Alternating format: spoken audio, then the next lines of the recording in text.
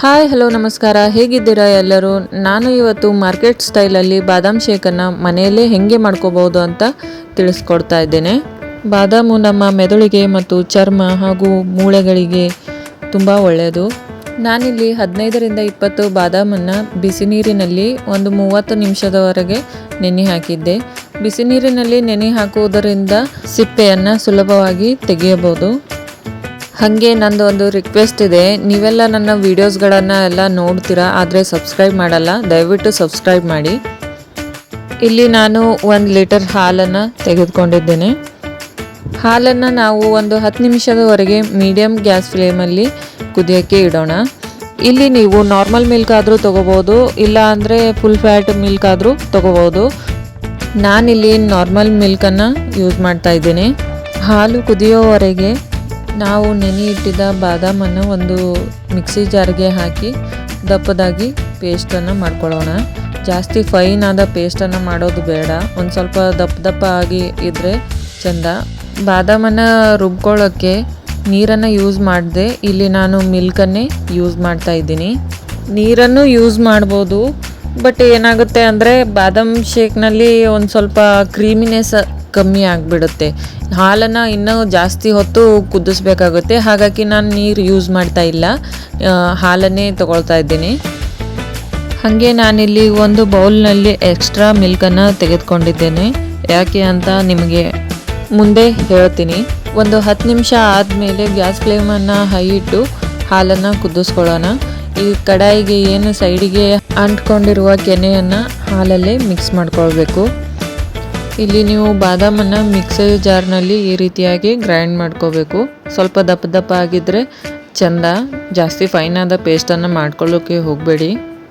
ಆವಾಗಲೇ ನಾನು ಹಾಲು ತೆಗೆದಿಟ್ಟಿದ್ದಾರಲ್ಲ, ಆ ಹಾಲಿಗೆ ಕಸ್ಟರ್ಡ್ ಪೌಡರನ್ನು ಸೇರಿಸ್ಕೊಳ್ತಾ ಇದ್ದೀನಿ. ಕಸ್ಟರ್ಡ್ ಪೌಡರ್ 1.5 ಚಮಚದಷ್ಟು ಯೂಸ್ ಮಾಡ್ತಾ ಇದ್ದೀನಿ. ಇದು ಒಂದು ಫೈನ್ ಆದ ಪೇಸ್ಟ್ ಆಗುವವರೆಗೂ ಚೆನ್ನಾಗಿ ಹಾಲಲ್ಲಿ ಮಿಕ್ಸ್ ಮಾಡ್ಕೊಳ್ಬೇಕು. ಮಾರ್ಕೆಟಲ್ಲಿ ಬೇರೆ ಬೇರೆ ಫ್ಲೇವರ್ ಕಸ್ಟರ್ಡ್ ಪೌಡರ್ ಸಿಗುತ್ತವೆ. ನಾನಿಲ್ಲಿ ಪೈನಾಪಲ್ ಫ್ಲೇವರನ್ನು ಯೂಸ್ ಮಾಡ್ತಾ ಇದ್ದೀನಿ. ನಿಮಗೆ ಬೇಕಾದರೆ ವೆನಿಲಾ, ಸ್ಟ್ರಾಬೆರಿ ಯಾವ್ದು ಬೇಕಾದರೂ ಯೂಸ್ ಮಾಡ್ಕೋಬೋದು. ನೋಡಿ, ಇಲ್ಲಿ ಹಾಲು ಚೆನ್ನಾಗಿ ಕುದ್ದಿವೆ. ಇಲ್ಲಿ ಸೈಡಿಗೆ ಏನು ಕೆನೆಯದೆಲ್ಲ ಅಂಟ್ಕೊಂಡಿತ್ತಲ್ಲ, ಅದನ್ನು ಕೂಡ ಹಾಲಲ್ಲಿ ಮಿಕ್ಸ್ ಮಾಡ್ತಾ ಇದ್ದೀನಿ. ನೋಡಿ, ಗ್ಯಾಸ್ ಫ್ಲೇಮ್ ಹೈ ಇದ್ದರೂ ಕೂಡ ಹಾಲು ಈ ರೀತಿ ಕುದಿತಾ ಇರಬೇಕು. ಈ ಟೈಮಲ್ಲಿ ನಾವು 4ರಿಂದ 5 ಸ್ಪೂನ್ ಸಕ್ಕರೆನ ಆ್ಯಡ್ ಮಾಡ್ಕೊಳ್ಳೋಣ. ಸಕ್ಕರೆ ಹಾಕಿದ ನಂತರ ಒಂದು 2 ನಿಮಿಷ ಸಕ್ಕರೆ ಕರಗೋವರೆಗೂ ಈ ರೀತಿನೇ ತಿರುಗಿಸ್ಕೊಳ್ಳೋಣ. ಒಂದು 2 ನಿಮಿಷ ಆದ ನಂತರ ಗ್ಯಾಸ್ನ ಹೈ ಫ್ಲೇಮಿಂದ ಲೋ ಫ್ಲೇಮ್ಗೆ ತಂದಿಟ್ಟು ಕಸ್ಟರ್ಡ್ ಪೌಡರನ್ನು ಸ್ವಲ್ಪವಾಗಿ ಆ್ಯಡ್ ಮಾಡ್ಕೋತಾ ಇದ್ದೀನಿ. ಈ ಕಸ್ಟರ್ಡ್ ಪೌಡರನ್ನು ಒಮ್ಮೆ ಹಾಕಲಿಕ್ಕೆ ಹೋಗಬಾರ್ದು, ಯಾಕೆಂದರೆ ಇದು ಕೆಳಗಡೆ ಅಂಟ್ಕೊಳ್ಳುತ್ತೆ. ಹಾಗಾಗಿ ಲೋ ಫ್ಲೇಮಲ್ಲಿ ಸ್ವಲ್ಪನೇ ಆ್ಯಡ್ ಮಾಡ್ತಾ ಹೋಗಬೇಕು. ಕಸ್ಟರ್ಡ್ ಪೌಡರ್ ಹಾಕೊಳ್ಳೋದ್ರಿಂದ ಹಾಲು ಥಿಕ್ಕಾಗೂ ಇರುತ್ತೆ ಮತ್ತು ಫ್ಲೇವರ್ನೂ ಬರುತ್ತೆ. ಹಾಗಾಗಿ ಕಸ್ಟರ್ಡ್ ಪೌಡರ್ ಆ್ಯಡ್ ಮಾಡ್ಕೊಳ್ಳೇಬೇಕು.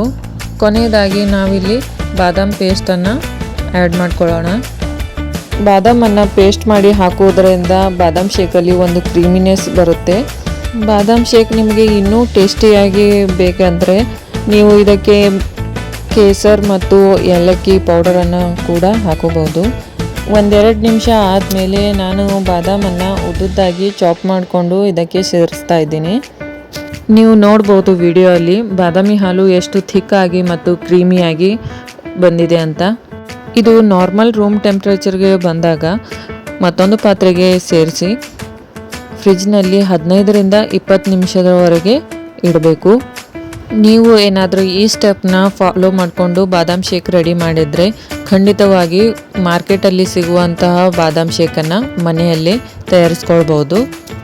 ನಾನಿಲ್ಲಿ 2 ಗ್ಲಾಸ್ಗೆ ಬಾದಾಮ್ ಶೇಕನ್ನು ಹಾಕಿ ಮೇಲೆ ಒಂದು ಸ್ವಲ್ಪ ಉದ್ದಾಗಿ ಚಾಪ್ ಮಾಡ್ಕೊಂಡಿರುವ ಬಾದಾಮನ್ನು ಹಾಕ್ತಾ ಇದ್ದೀನಿ. ಹಾಗೆ ಒಂದು ಸ್ವಲ್ಪ ಪಿಸ್ತಾನ ಹಾಕ್ತಾ ಇದ್ದೀನಿ. ನಿಮಗೇನಾದರೂ ನಾನು ಮಾಡ್ತಿರೋ ವಿಡಿಯೋಸ್ ಇಷ್ಟ ಆದಲ್ಲಿ ಲೈಕ್, ಶೇರ್, ಸಬ್ಸ್ಕ್ರೈಬ್ ಮಾಡಿ. ಬಾಯ್, ಥ್ಯಾಂಕ್ ಯು.